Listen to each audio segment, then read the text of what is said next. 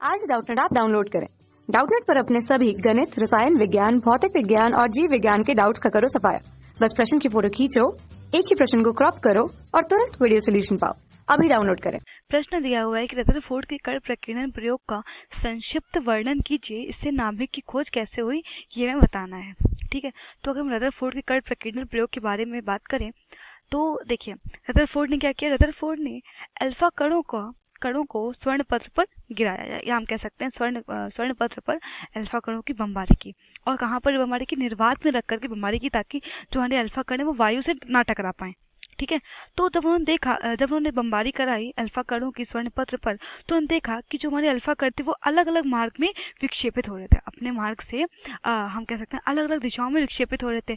तो इन जो विक्षेपण हो रहे थे, तो इन विक्षेपणों के आधार पर उन्होंने कुछ निष्कर्ष दिए। ठीक है, तो हम देखा कि कुछ अल्फा कण ऐसे थे, जो हमारा पहला निष्कर्ष था वो ये था कि कुछ अल्फा कण ऐसे थे जो बिना प्रकीर्णित हुए, बिना अपने मार्ग से विचलित हुए सीधे निकल जा रहे थे। ठीक है, तो जब उन्होंने देखा कि कुछ अल्फा कण बिल्कुल सीधे निकल रहे हैं, बिल्कुल अपने मार्ग से विचलित नहीं हो रहे, तो इसका उन्होंने यह निष्कर्ष निकाला कि जो परमाणु का अधिकांश भाग वो कैसा है? खोखला है। अगर अधिकांश भाग खोखला ना होता तो ये जो अल्फा कण थे वो बिल्कुल सीधे ना निकल पाते, बल्कि अपने मार्ग से कुछ ना कुछ विचलित होते। तो हमारा पहला निष्कर्ष था वो ये था कि परमाणु का अधिकांश भाग कैसा है? खोखला है।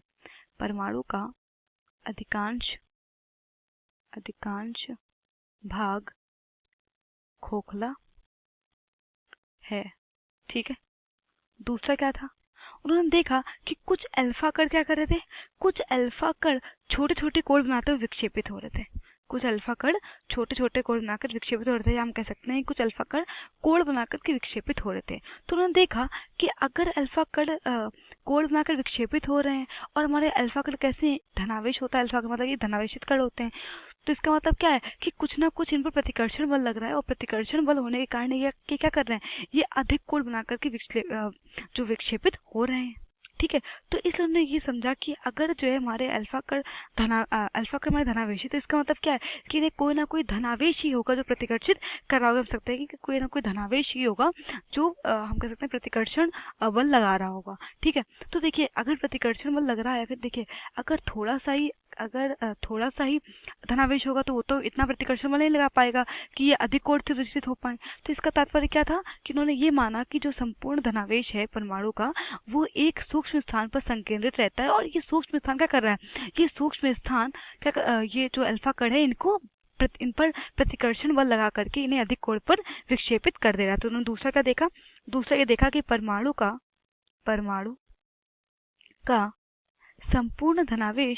संपूर्ण धनावेश एक सूक्ष्म स्थान पर केंद्रित रहता है, या सूक्ष्म स्थान में केंद्रित होता है। ठीक है, जबकि हमारे जो टॉमसन ने क्या माना था?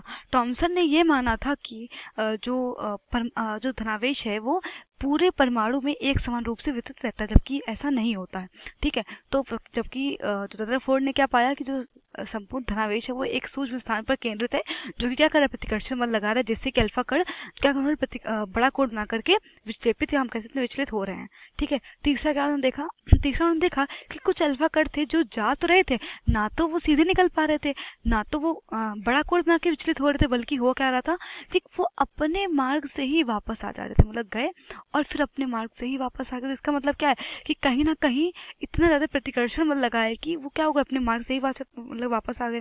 ठीक है, तो इसलिए उन्होंने जाना कि कहीं ना कहीं किसी स्थान पर इतना ज्यादा धनावेश है जो एक जड़ संरचना बनाए है, जो कि क्या कर रहा है? इन अल्फा कणों को वापस भेज रहा है। मतलब कि इतना ज्यादा प्रतिकर्षण बल लगा रहा है कि अल्फा कण क्या कर रहे हैं? इस प्रतिकर्षण बल को हम कह सकते हैं इस प्रतिकर्षण बल से विक्षेपित ना होकर के बल्कि अपने मार्ग से ही वापस आ जा रहे हैं। ठीक है, तो इससे उन्होंने ये जाना कि जो हमारा संपूर्ण धनावेश है वो एक ही स्थान पर केंद्रित है, जिसे क्या बोला? जिसे उन्होंने नाभिक बोला। तो इस प्रकार जो है नाभिक की खोज हुई।